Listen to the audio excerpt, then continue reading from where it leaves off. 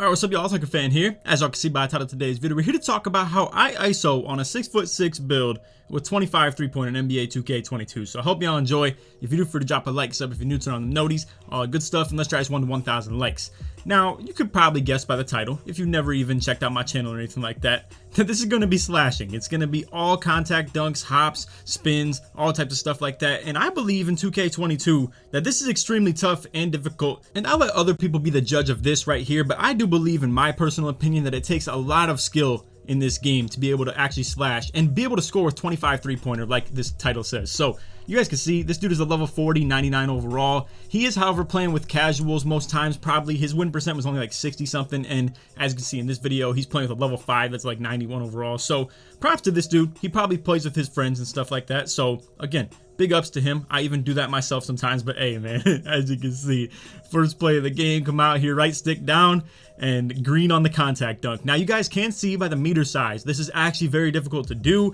Not a lot of times are you gonna have a super big meter size or anything like that. You're gonna see sometimes too, where I'm passing to J20. This is my own little signature thing right here. You're gonna see this a lot in this gameplay, where he's gonna move in and then move out, and I'm gonna hit him on that little dex out, so that it's a very comfortable thing for the passing lanes and stuff like that, because it's just really annoying when you spend a lot of time toward getting the ball inbounded and stuff like that, especially if you're gonna come out here ISO. So you're gonna see pretty much every single time I come up and do that, it's gonna be exactly like that situation. Now right there, I'm not gonna lie, this is what makes this even more difficult right here. So the meter is delayed on contact dunks. However, it's not on open dunks. You can see right here though, I start the dunk from super far out. It's a horrible take, first and foremost, I gotta mention. But he ends up moving out of the way. But nonetheless, my meter starts going as if it was super contested, and then this is an open dunk. So I have to time this in this exact spot right here on the white slash. However, if I'm going for a contact dunk and I do get a contact dunk animation, I have to let it go early, because I'm telling you guys, contact dunks are OD delayed. Like,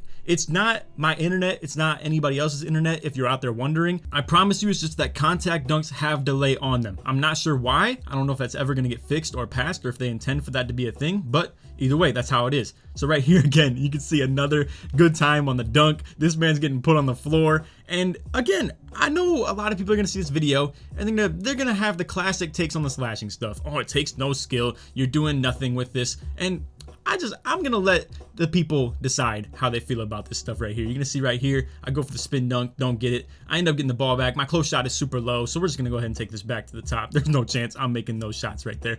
So again, I'm gonna let people be the judge of this. You're gonna see another spin right there. It was kind of questionable. You could see it was a solid take. However, I expect him to go for the jump when I'm going for the contact dunks. That's why I'm going for that spin right there, because I'm trying to counteract the fact that he's not jumping on that. So boom, there we go. I counteract the fact that he is not jumping, and then I go for the contact dunk again, green. Now, here's my thing. A lot of people aren't doing this. There's not many people that are coming out here and actually ISOing with the slasher. I would even say nobody.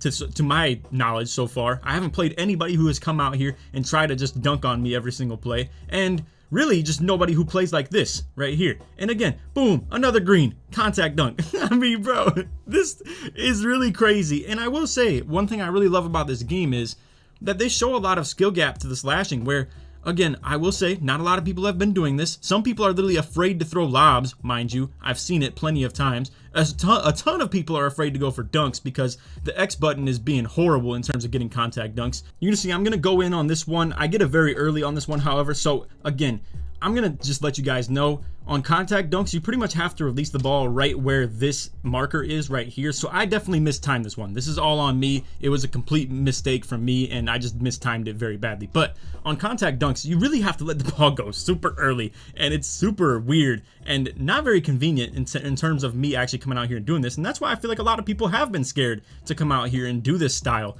of slashing. And a lot of people did upgrade 3-pointer on their build too, so there's no reason to come out here and do what I'm doing right here. But I gotta say, I'm in love with the way this game functions in terms of, I really do feel like there is true skill gap to the slashing now. I feel like you have an opportunity to be great at it if you actually are a great slasher, and it really does punish the people who were bad at this stuff. No offense to those who have been affected by this in a poor way.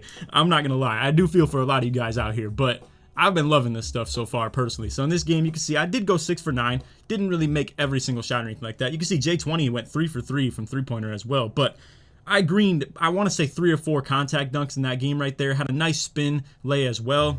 anyway, we're gonna go to the second gameplay that I also have of this video. So ironically, we're gonna have our second level 40 right here. As you can see, he's 90 overall, level 40, 86 win percent. However, he is also playing with a level 11 that is a 92 overall. So I'm not exactly sure what's up with all these dudes playing with like low levels and stuff like that. Again, shout out to them. They're out here playing with IRLs or just like friends who have been on the game and maybe haven't been playing enough so far. So they just plan to come out here and carry. I mean, to be fair, obviously I'm playing with like level 20 something as well. I played with my boy Cook, who's like a level 8 earlier tonight on 2s. But hey man, you can see coming out with a spin dunk again right there. I mean, I love this stuff. There's so much room to be crafty when it comes to the dunking in this game, and I haven't even touched a lot of the other things. Like, I've been really just doing spins and contact dunks. I really do want to get in the lab though, in terms of maybe checking out what hops are like, if the Euro dunks are any good. You can see right here, this is more so a dribbling game. I'm going to show you guys in this game right here. It's a little bit more of me dribbling myself open, because this dude wasn't just camping paint all game,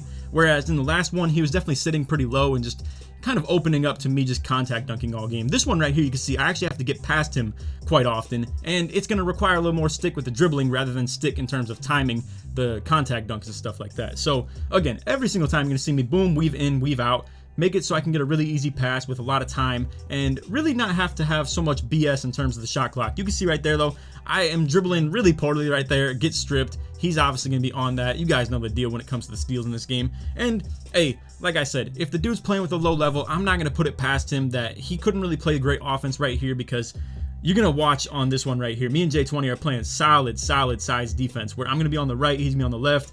Boom. They get the switch once, obviously, boom. He's just not going anywhere with it. I switch back. He's going to go to the other side of the screen again. Nothing there. And then he's just stuck on the ISO. J20 gets a really good contest, grabs the rebound as well. And realistically, like I said, if you're playing with a really below par guy at the 2, it's going to be hard for you to do anything on this game unless you're coming out here and just ISOing as well. So again, I do feel for him. I'm not trying to put him on the spot and make him look bad or anything like that in this video. And obviously, to anybody out there who I ever put on a video, if you're playing with IRLs or something like that, feel free to leave on the comments or anything like that as your excuse. I mean that in a very caring way. But anyway, again, you can see he's playing me pretty tight, pretty high right there, and I just get past him on the drive.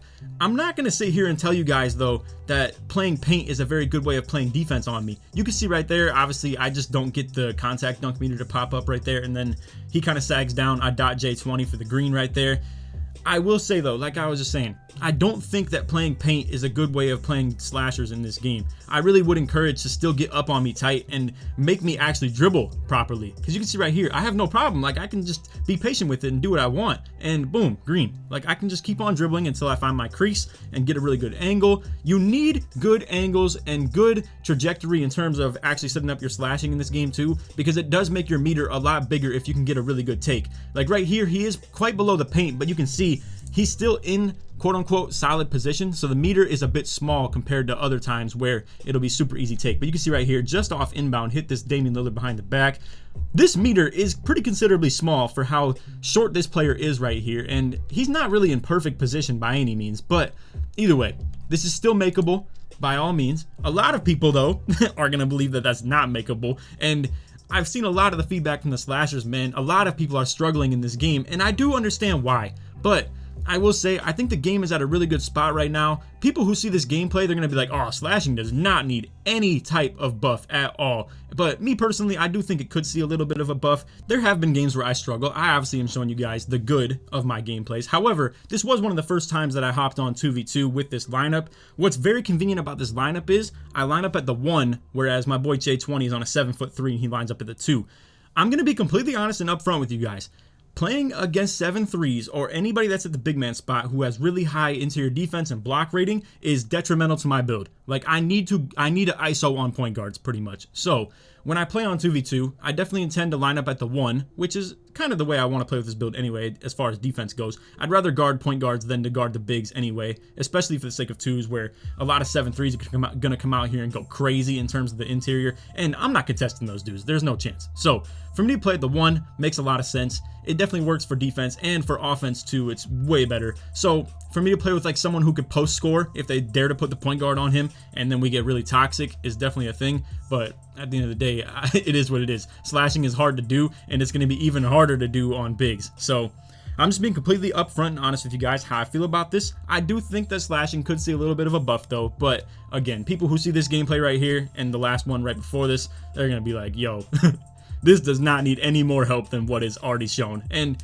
again, this is me showing the good of my ISO and my actual performance and stuff like that too. So anyway, I hope y'all enjoyed. If you did, feel free to drop a like, sub if you're new, turn on them noties, all good stuff. Like I said in the intro, let's try this one to 1,000 likes. If you made it to the end of the video, put slash in the comments so it supports me all the way through. I will do a more advanced dribble tutorial and actual like kind of precise explanation of the contact dunks and stuff like that. But for those who want what I already have out there on the YouTube and stuff, I have explained already how to time the contact dunk meters and all types of stuff like that. I've already shown my SIGs. I've already done a mini dribble tutorial and all types of stuff like that. So feel free to just scroll through the YouTube channel and check out some videos and stuff like that. And as a lot of you guys know, this isn't even my main playstyle preference at all. With this build, I'm out here running pick and roll for the most part, and then guarding ball as a lockdown on 3v3.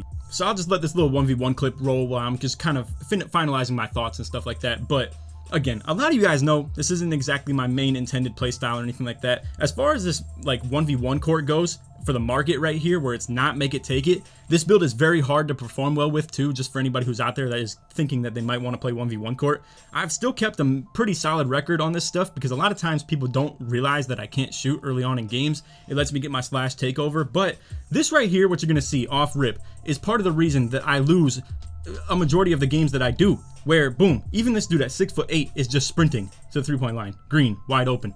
And realistically, with this being a switch of possessions, no make it take it, it makes it really, really tough for me to win games because I got to go super efficient on offense, as these guys pretty much can get 3-pointers off at will. So let's just say we're going possession for possession. I get a 2 and he gets a 3. Right after this possession, he would have 6 points, I would have 4, and we've both touched the ball twice. Now say I'm not lucky enough either to get the ball first, then it's just even worse, really. So again, one explanation of that, I really don't think this is the best build for 1v1 court, but I've managed myself, and especially if you're someone out there who is struggling with the dunk meter, I can totally understand why this is going to be a real pain for you. And then on top of that, to play against post scorers too. Oh, don't even get me started on the post, because then it's just a 2-fest back and forth, but I'm on the one that's 6'6", he's on the one that's on 7'3". It's super easy for them to contest me, but it's hard for me to contest them. It's really tough to beat those post scores. And again, just sprint around the perimeter when it comes to these dudes who can shoot 3-pointers and then just go for easy dunks. I mean, it definitely is a tough time out here, but either way, I'm gonna go ahead and fast forward and show you guys what the final score of this was. You're gonna see I didn't miss a single dunk this whole game. 11 for 11, and had 1 steal, 2 fouls. He went 7 for 10, had 2 for 5 from 3-pointer, all types of stuff like that. Either way, again, this guy wasn't exactly the best player either, but it is what it is. Anyway, that finalizes my thoughts. I just wanted to show you guys some really cool 2v2 gameplay. I don't think a lot of people are going to understand how hard that was, like that whole gameplay and this game right here, just because I show it to you and it looks like it's easy. But I dare you, I really dare you, if you're a hater of that playstyle, to hop on a build with 25 3-pointer and try and ISO and score every play, as dudes either sit paint on you or they press up on you, whatever the case may be. I really do dare you to try it yourself. So anyway, I feel like I got through that pretty well. No ego stuff. I wanted to make sure I wasn't just coming on here and going flames bursting and like just letting loose on everybody to boast my ego on the slashing stuff. But I do think that what I did in this gameplay is really cool and very hard to do. So anyway, that's all for the video. Hope y'all enjoyed. If you did, feel free to drop a like, sub if you're new, turn on them noties. All good stuff. Like I said in the intro, let's try this one to 1,000 likes. And if you made it to the end of the video, like the real end, put defense in the comments so it supports me all the way through. That's not gonna make any sense for anybody who's scrolling through the comments, but if you made it to the real end of this video, put defense in the comments to show you supports me all the way through. Other than that, hope y'all enjoyed. Take it easy, man. Peace.